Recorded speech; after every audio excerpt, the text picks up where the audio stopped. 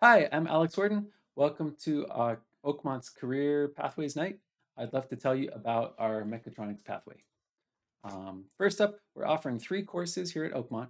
Mechatronics 10, which is basically an introduction in quite a bit of depth to electronics and how they work, how to design them, test and analyze them. Then we're going to have Advanced Manufacturing 2A, which is going to be a course where students get an industry certification in 3D design, computer-assisted modeling, and computer-assisted drafting.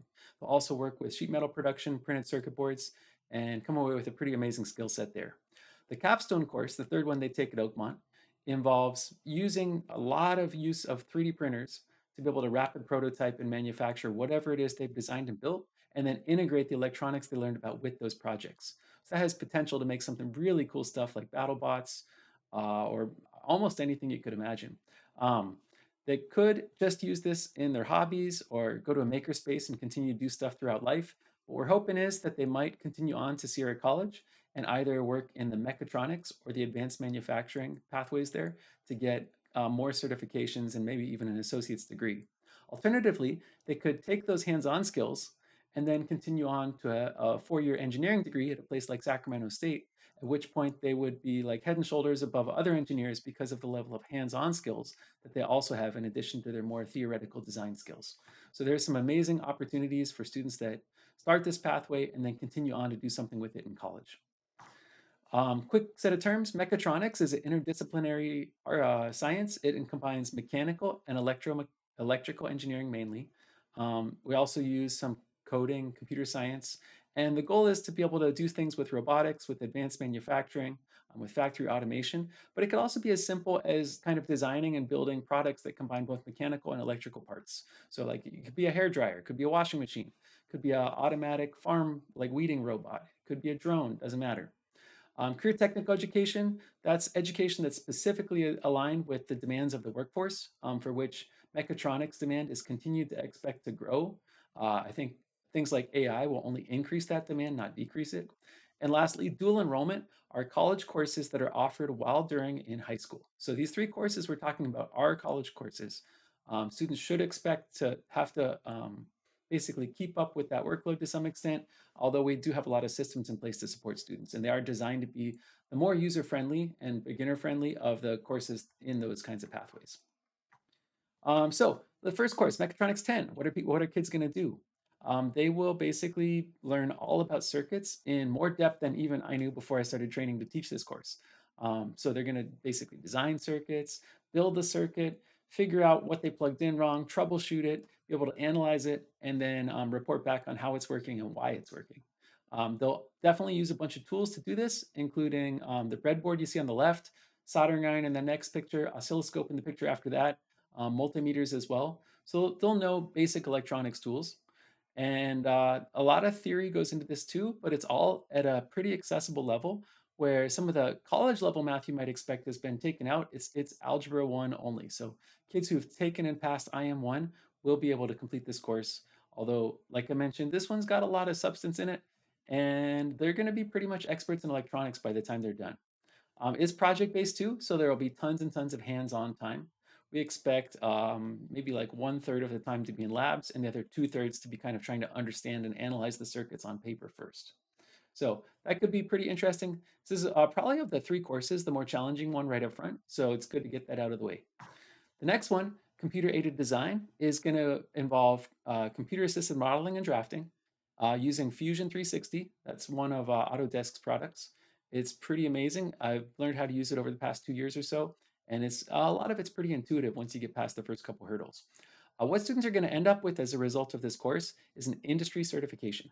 So they can put that right on the resume that they're certified by Autodesk as being skilled in this. Besides basic drafting, designing, rendering, making some quick blueprints, students are also going to specifically work with sheet metal design, which includes like tolerances for folding and beveling and the order in which things get put together. We're also going to design around printed circuit boards so that later students can actually make an entire circuit board, send it out to manufacture, get their custom board back, and then solder in components. We're also going to be able to discuss throughout the course how our designs relate to the way things that are actually manufactured. Design can look beautiful, but if it's not designed well behind the scenes, doesn't mean that somebody can go easily build that thing. So considerations around manufacturing are important. Our third course is a capstone. It's going to continue to include some 3D design content, specifically around fine-tuning designs to work well on 3D printers. We can all get a print to come out. That's not too hard. But we want to make sure that the prints are designed to have the correct tolerances, to fit together well, to be easy to assemble, to incorporate other objects into them. And so there's a lot of nuance there that I think we can learn beyond what the basic 3D design course includes. At this point, students have amazing electronic skills. They have amazing design skills, and they can actually go quickly build the thing that they've imagined. So there are a lot of possibilities for the capstone projects that students would be able to participate in. But a couple ideas I've had are we could do the local Plastic Ants Ultralight BattleBots League. That's pretty cool. And it would definitely like be spot on for the kind of things we could do. We could do some underwater robotics. There's a couple competitions out there for that. We could try to design, build, and test our own drones. That would be a great fun application. Or students can come up with their own things. For example, I could imagine a student making some kind of like an Iron Man suit with actual electronic components, moving parts around and stuff, or like cosplay or something like that. Whatever it is the students want to do, as long as I sign off and it's going to incorporate a variety of the skills that we've learned throughout. After students are at Oakmont, again, we're hoping they go into Sierra College, into either the mechatronics or the advanced manufacturing. And at that point, they could learn about assembling and maintaining computers. They could learn about robotic arm use and programming. They could design heavy duty and build power cables, run industrial motors, use stepper controllers, stuff like that. They're going to use a bunch of different test equipment and kind of learn how to diagnose all kinds of stuff.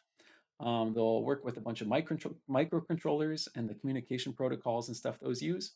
Or on the other side of the house, they could deal with a whole lot of fabrication techniques. They could use the fancy CNC machining and milling systems. They can use CNC welding. I think they even have a laser welder on site there at campus. Maybe they're trying to get a couple more. And of course, there's a lot of extracurricular activities at Sierra College that are pretty amazing. I would suggest checking out their makerspace, as well as checking out their car club, who builds custom from scratch race cars and then goes and races them. Like I mentioned, they've got a BattleBots League, and there's a lot more going on at Sierra. So that's a pretty cool place. Other option is that students continue on into the workforce, hopefully after Sierra College or maybe even Sierra College and some additional schooling. But we've got a bunch of local employers that are snapping up these graduates at amazing rates. So many of Sierra College's alumni immediately get hired by local companies. I think of which the biggest is Bosch, but there's a giant list. You can go on Sierra's website and find out more. Starting salaries are pretty good. Like I said, the industry is growing, so there's lots of opportunities. And I also mentioned that you could also just take these skills and then continue on with engineering. And a lot of the highly skilled technicians are getting hired over kind of the abstract theoretical engineers. Um, because the factories need to know that somebody understands which tools to use, how it's actually manufactured. There's an art to troubleshooting that's really difficult to master and takes a lot of hands-on experience.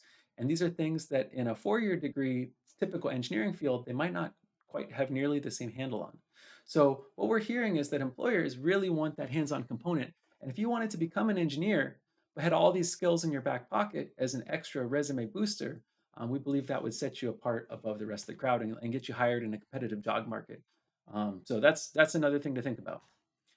If you guys have any questions, you can contact me. Here's my email right up on the screen, awarden@rjuhsd, and I'd be happy to get back to you with any more information you have or any questions you need. So thanks for checking out our mechatronics pathway. I'm gonna leave this screen up at the very end here so you can kind of just see the idea behind it in general. And we're gonna be teaching our first course in this upcoming spring. We'll be teaching Mech 10. Each semester after that, we're gonna be adding one of the next two courses in the sequence. And at some point, we think this will be a really big program at Oakmont.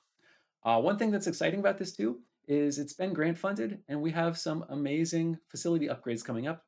We're gonna have an entirely new computer lab. We're gonna have an entire wall of 3D printers, probably a laser cutter, a bunch of other hardware. And of course, we've already got in place a lot of our electronic systems for teaching that first course. So it's really an amazing opportunity that's been well funded, and I think students will be really happy with the skills they get out of it.